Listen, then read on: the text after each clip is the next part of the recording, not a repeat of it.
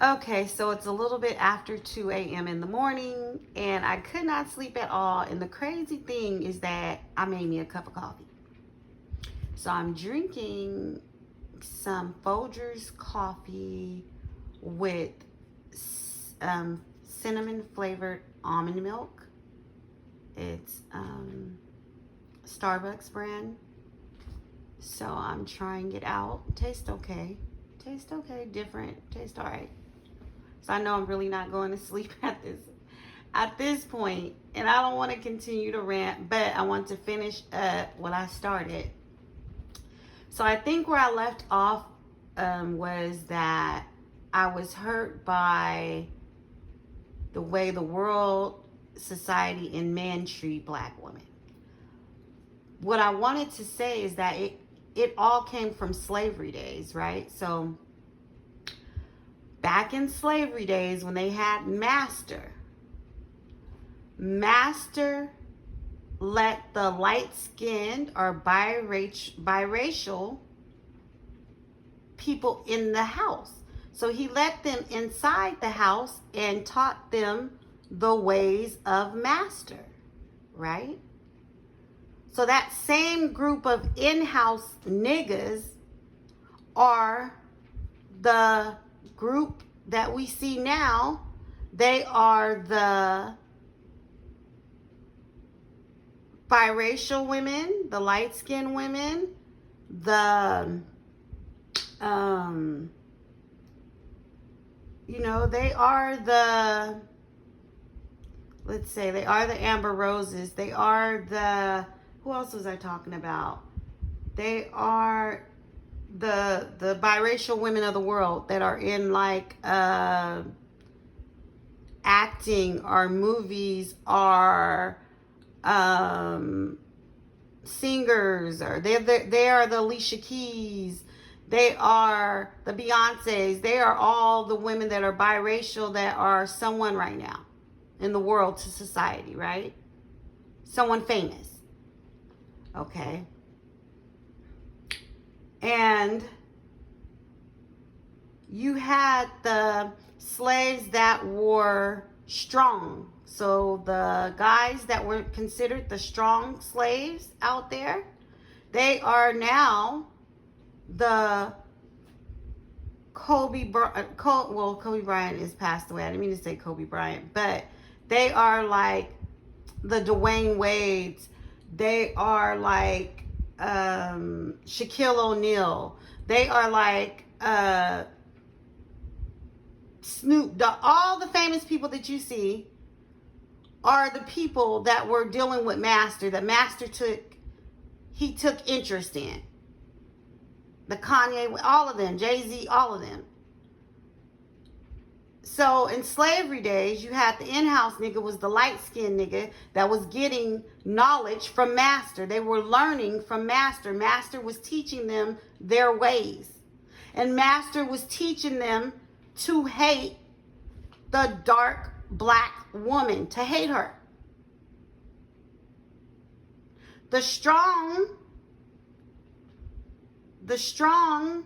athletic Negroes, Master took them.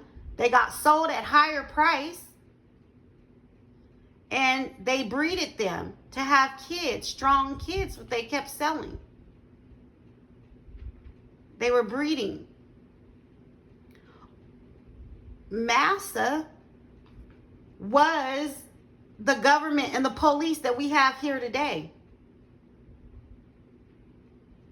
So you have the in-house nigga that we watch, that are entertainers, that we watch, that learn the way of what? Massa.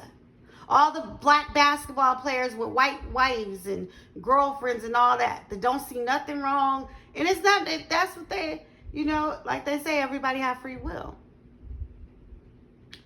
But it could not possibly be that many black men that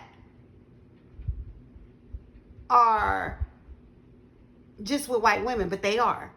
And they say love is blind. No, that's their preference. Come on, something is up. But they were trained back in slavery days by Master. That's what it was. And then the ones that were pure black and didn't look as appealing were treated horribly. So that's how they turned blacks against each other. The lighter skinned, the prettier hair, got to stay in the house and learn the ways of master. Some of them even got to learn how to read, while the slave field nigga was out there working and got beat and called names and all kind of stuff. It never changed. It's still the same thing. And it was all what? To pamper. The white woman has always been pampered. And who is the white woman's sidekick? Is the biracial or light-skinned woman. Come on, it's all out there.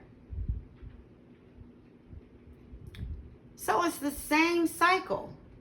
The slave owners were government and police officers. It's the same cycle. It's the same thing. It's the same thing.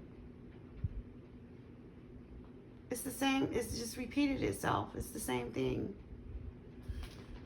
So it's just like, I don't know. But it's all the same thing. If you look at it that way, it's all the same thing.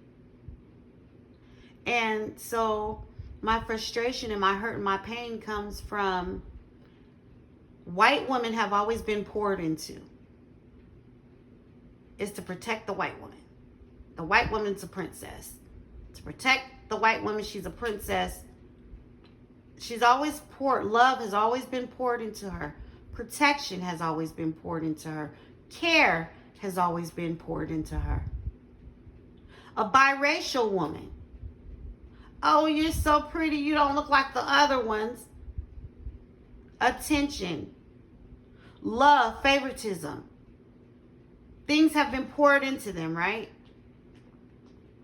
All the men want to be with you. Things have been poured into you. Then when it gets to the dark woman, it's nothing, oh my gosh, nothing but badness, bad things spoken over her or against her.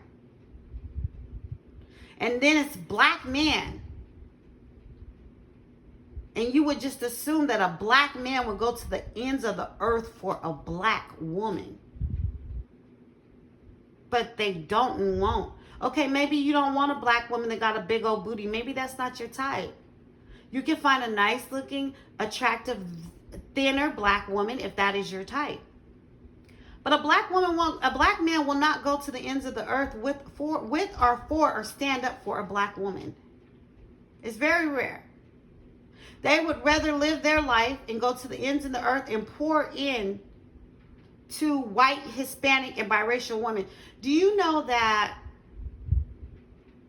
when you pour love into someone, when you show care for someone, they grow? Do you know that? That's why, and they say, oh, black women are so mean, they're so bitter, they're so this. Imagine no one pouring into you. Imagine. It's very easy for a white woman. It's very easy for a biracial woman. It's very easy. Because we know that someone is going to pour into you. Someone is going to help you along your journey. Someone is going to protect you. Someone is going to love you.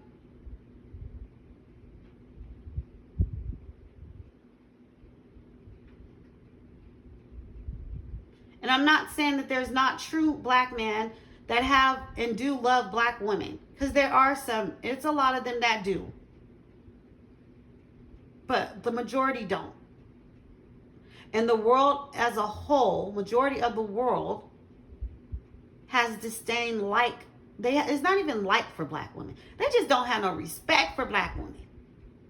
At all. It's easier for them to down talk a black woman, say something horrible, Even if you are a black man that don't date or like or find black women attractive, I have seen black women see black women. I've seen black men see black women struggle and not offer to help, not ask if they need help or anything. It could be a black woman that has she could have a tire. Her tire could blow out. And do you know several people would pass her by? Let it be a white woman, her tire blow out, she get out the car. You know how many people gonna stop and help her? But I can't change the world. But it comes from a place of hurt. Trust me, I'm hurt. But I don't want to carry this hurt no more. Like, I don't want to carry it no more. I'm at the point to, like, in my mind, I think, like, you know what? A part of me wanted a husband, someone I could, really confide in and be friends with and love and live the rest of my life out with. But now the other part of me is like, I don't, because I believe I deserve a black man. I think a lot of black women end up with white men because they have no other choice. Because black men don't want us. So then they end up with a white man that they would have never went for to begin with. And the white man probably would have never chose them first either.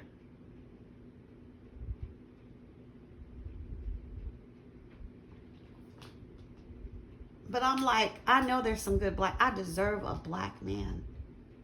Why can every other race of woman have a black man, but I can't? Are you telling me I can't have a black man? But now to this point, I'm like, I don't want no black man. I don't want no white man. I don't want no Asian man. I don't want no man at all. Now I'm at the point, I never thought that I would get to the point to where this would even come out my mouth and be like, I don't want a man. I don't. Because I probably would never trust him. I probably would,